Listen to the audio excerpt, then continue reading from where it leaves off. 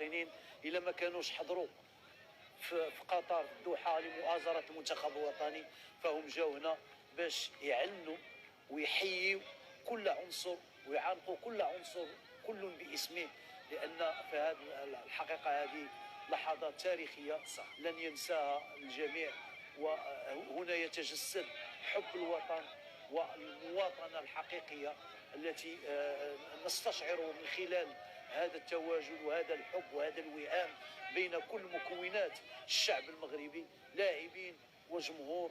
وهذا ما يأكد على أن الحمد لله الحالة الصحية ديال الرياضة في بلادنا والحالة الصحية ديال كرة القدم تسير من حسن إلى أحسن، ونتمنى من الله سبحانه وتعالى أن إذا نتابع العناصر الوطنية. السيمبول واحد من أفضل الحراس في هذه النسخة، أشرف ضاربي الخنوس، بدر بانون، والجميع الأسماء بدون استثناء، كذلك يوسف نصيري، نايف أقرد، تابعنا الصابيري، تابعنا أناحي، تابعنا كل الأسماء الآن في هذه اللحظة الجميلة وهذا الاستقبال الذي يليق بمقام الأسود وفي ظل ما حققه الأسود. وهكذا هو الوطن، هكذا دائما المغرب.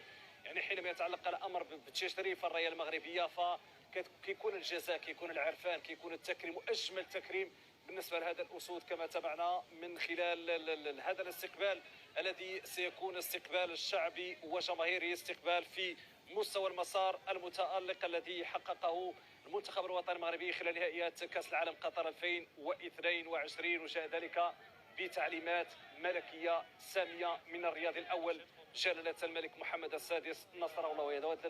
هذه العناية المولوية تبعناها لسنوات على مستوى قطري. حينما يتعلق الأمر بالإنجاز هناك الاتصالات، هناك تكريم، هناك الاشياء اللي كيلمسها الجمهور المغربي كيفتخر بها انه ابناء هذا الوطن بقياده ملك عظيم اسمه جلاله الملك محمد السادس نصره الله وايده. هذه صفحه اخرى فيها الاعتراف